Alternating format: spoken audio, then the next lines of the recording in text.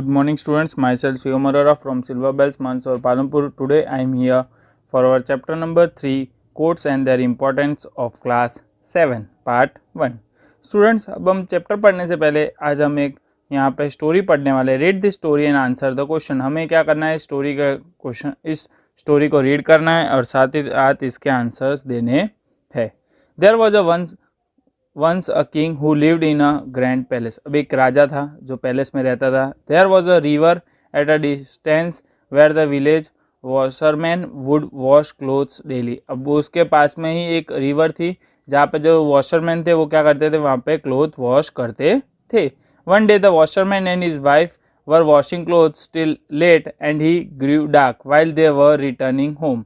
अब एक दिन क्या हुआ स्टूडेंट, जो वॉशरमैन थे वो और उसकी वाइफ दोनों कपड़े धो रहे थे रिवर पे और बहुत ही उन्हें लेट हो गया था. रात बहुत ही लेट नाइट तक वो रात हो गई, वहाँ पे वो कपड़े धो रहे थे. Suddenly a bullet came from the direction of the palace where hit the washerman kill him on the spot.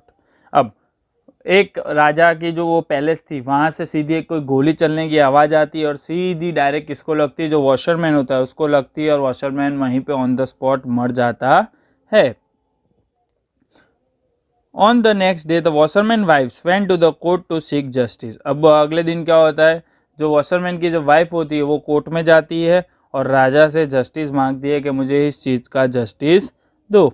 The king listen to her carefully and he said. अब किंग क्या करता है, केयरफुली उसको सुनता है और वहाँ पे उससे फिर बोलता है, क्या बोलता है, the bullet came from the direction of the palace only.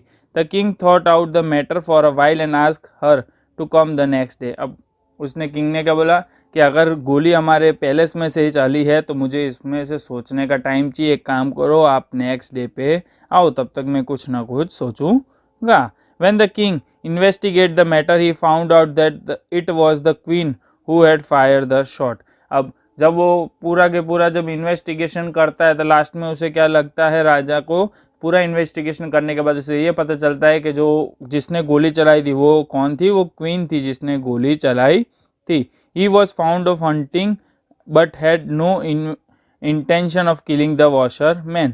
अब उसको क्या, उसे हंटिंग करने चाहिए थी तो उसका कोई इंटेंशन नहीं था वॉशरमैन को मारने का, बट उससे गोली चल गई. The people of the village including the washer women went to the court the next day. अब जो लोग थे बाकी के जो गांव विलेज में स्टूडेंट्स वो भी जाते, साथ ही साथ जो वॉशरमैन के जो वुमन होती है वो भी कोर्ट के अंदर जाते हैं, जो उनका पैलेस होता है राजा का वहाँ पे.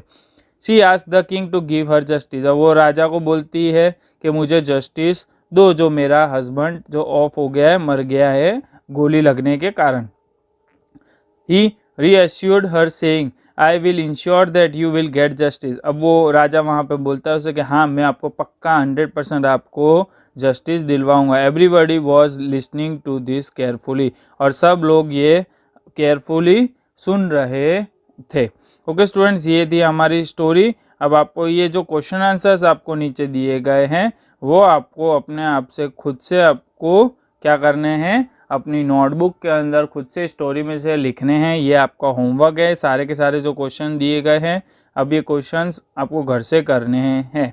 अब स्टूडेंट्स आपको यहाँ पे दिख रहा होगा ये फ़ोटो किसका है, गॉडेस ऑफ जस्टिस का है. आप कभी भी कोर्ट में जाते होंगे आपको देखने मिलता होगा कि वहाँ पे ये गॉडेस ऑफ जस्टिस का वहाँ पे फ़ोटो पड़ा ही होता है.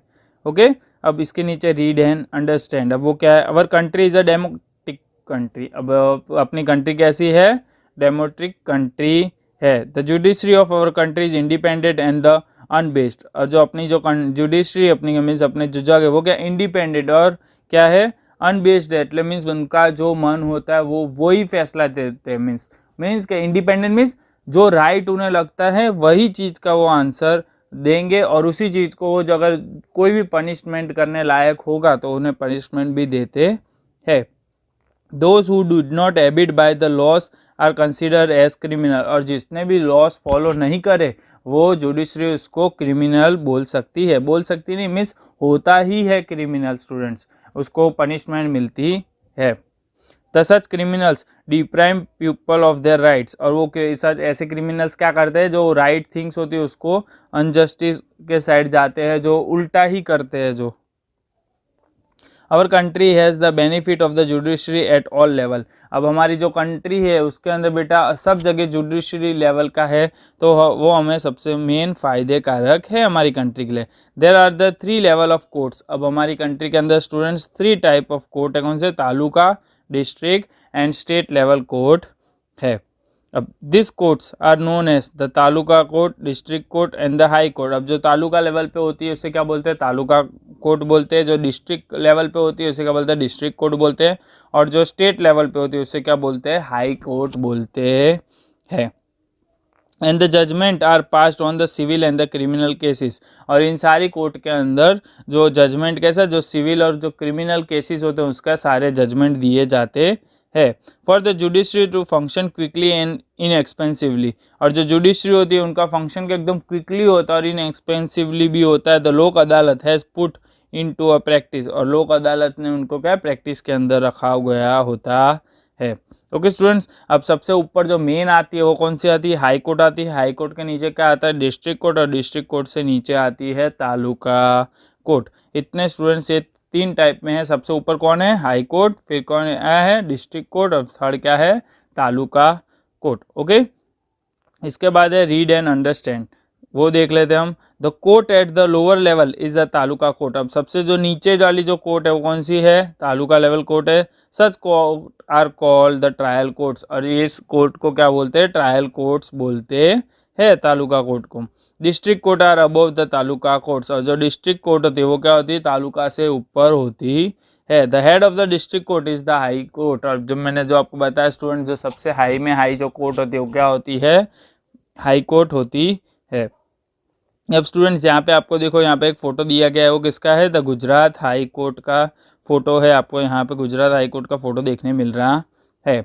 अब स्टूडेंट्स इसके बाद नीचे है द हंसाबा लैंड। अब हंसाबा लैंड क्या है स्टूडेंट्स, हम वो देख लेते हैं। हंसाबा लैंड है, there was a once a landlord in a small town. अब जो हंसाबा का एक छोटा सा लैंडलॉर्ड था स्मॉल टाउन के अंदर, whom everyone was afraid of। और उससे सब लोग डरते थे। He own a majority of the land area in the town. और इसके पास मेजोरिटी थी सबसे ज़्यादा लैंड एरिया के अंदर, टाउन के अंदर। Okay, there was an old lady. और वहाँ पे कौन था? एक ओल्ड लेडी थी। The Hansaben whose farm was near his land. और हंसाबा का जो लैंड थी वो किसके पास थी? उस जो आदमी था जो एकदम स्ट्रांग अपने आप को समझता था, जिसके पास बहुत सारी ज़मीन थी, उसके पास में हंसाबा की लैंड थी, फार्म वाली, जिसमें वो खेती करते थे। The landlord gradually started the capturing the land near by. अब वो जो लैंडलॉर्ड था वो क्या करता था कि आजू बाजू की उसकी जितनी जितनी लैंड है सबको कैप्चर करना स्टार्ट उसने कर दिया था धीरे धीरे। The slowly and steadily the landlord encroach upon the half of the Hansaben territory. अब उसने क्या करा? धीरे धीरे करके हंसाबा की जो लैंड थी वो भी उसने आधी आधी कवर अप करने लगा, उसका जो खेती थी।